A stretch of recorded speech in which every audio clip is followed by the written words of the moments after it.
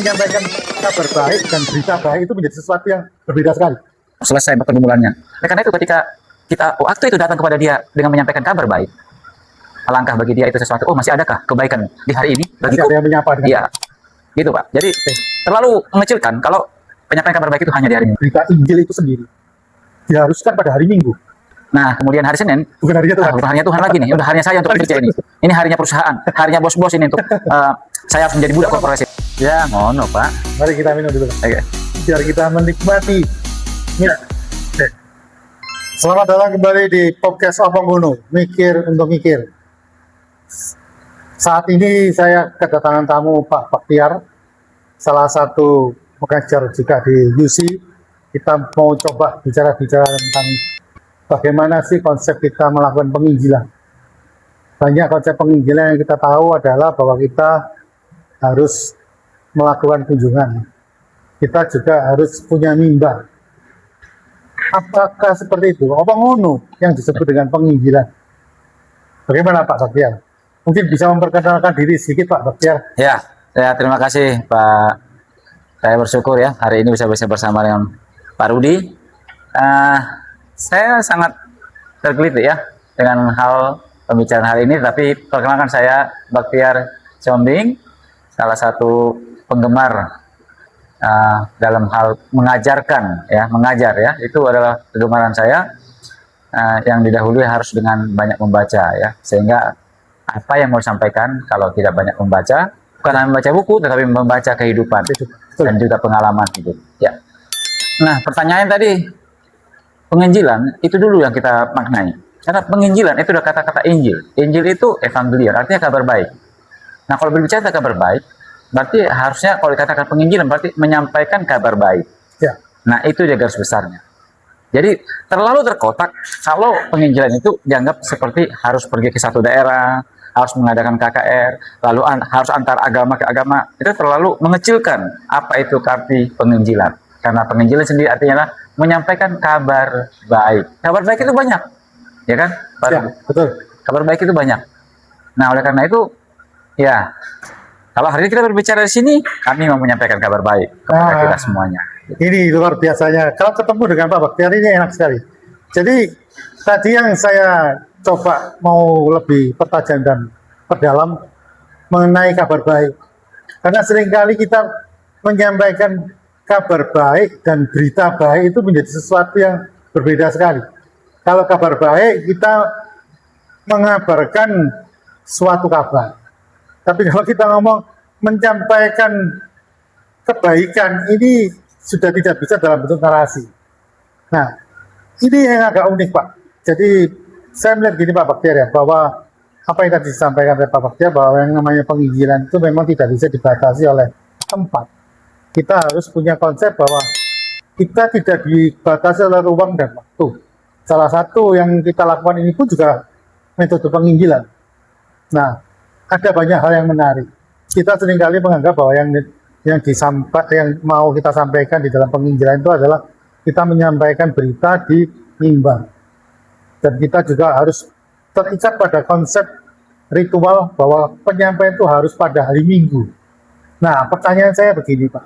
Apakah penyampaian berita kebaikan atau berita Injil itu sendiri diharuskan pada hari Minggu? Ini pertanyaan saya Pak. Ya. Bagaimana penjelasannya? Ya, terima kasih Pak Rudi. Kembali lagi seperti saya katakan tadi, penginjilan itu mengalami sebuah pengecilan makna. Ternyata bukan hanya makna, ya karena hanya ingin menyampaikan sesuatu tentang Yesus Kristus, lalu kemudian orang itu harus percaya kepada Yesus Kristus.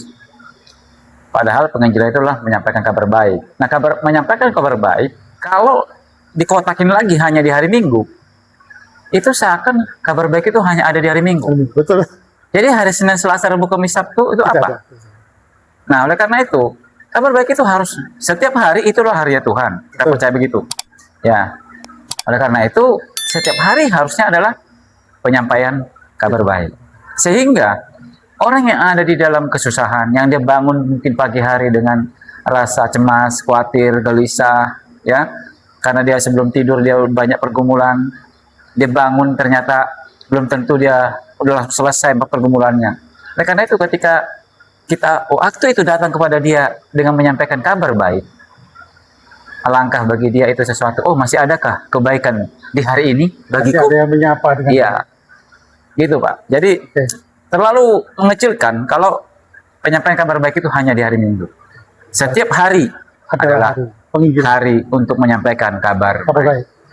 Nah, ini yang luar biasa.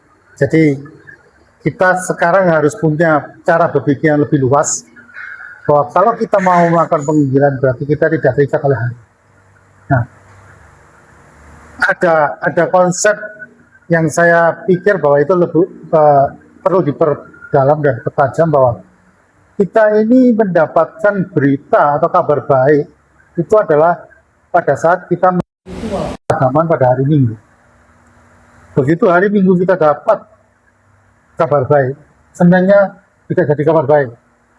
Nah, kenapa kita tidak berani melakukan secara revolusioner bahwa kita melakukan penyampaian kabar baik itu pada saat hari Senin, sehingga pada saat kita mau melangkah menghadapi kehidupan real, tadi yang disampaikan, bangun tidur sudah mikirin bayar utang bagaimana, ya toh?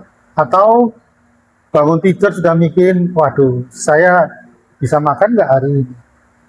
Atau yang sakit, kapan saya sembuh? Nah, kenapa kita tidak berpikir bahwa ada konsep yang lebih akan cepat dan praktis adalah pada saat hari Senin kita melakukan atau menyampaikan kabar baik yang lebih faktual. Menurut Pak Baktiar bagaimana?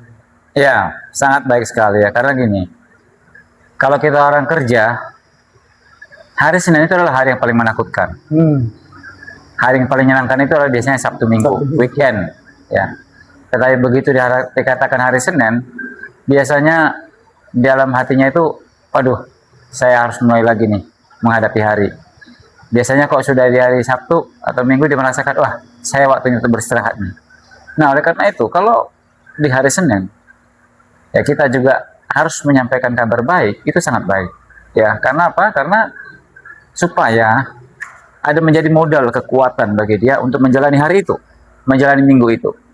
Sebenarnya tujuannya kalau ada hari Minggu, Minggu itu hari kemenangan, hari kebangkitan, hari di mana ada sukacita. Seharusnya itu menjadi modal seharusnya untuk hari Senin. Tetapi seringkali ya kita terkotak. Sudah mulai lagi nih. Hari Minggu itu seakan harinya Tuhan. Nah, kemudian hari Senin Bukan harinya Tuhan. bukan harinya Tuhan lagi nih. Udah harinya saya untuk bekerja ini. Ini harinya perusahaan, harinya bos-bos ini untuk saya harus menjadi budak korporasi gitu ya. Tetapi kembali lagi kepada konsep seharusnya semua hari adalah harinya Tuhan. Harinya Tuhan. Betul. Nah, karena itu hari Senin sampaikan di situ kabar baik, dan banyak orang yang sangat membutuhkan itu.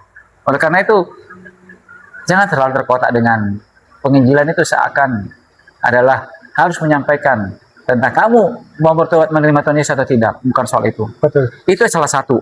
Tetapi masih banyak, karena Yesus sendiri juga datang ke dunia tidak langsung mengatakan, "Hei, kamu harus percaya sama Tuhan Yesus." Tidak. Dia melihat orang yang susah, dia hibur. Dia melihat orang yang tidak makan, dia kasih makan. Dia lihat orang yang tidak ada pekerjaan, dia ajak, ayo melayani bersama dengan saya. Oleh karena itu, teladani Kristus, jangan perkecil Betul. penginjilan itu. Ya. Jadi kita bisa ngambil apa intisari dari yang disampaikan oleh Pak Baktiar ya. Jadi penginggilan hari Minggu itu adalah sesuatu yang istilahnya makanan pokok yang kita harus santap. Dan di hari Senin kita pun tetap harus makan.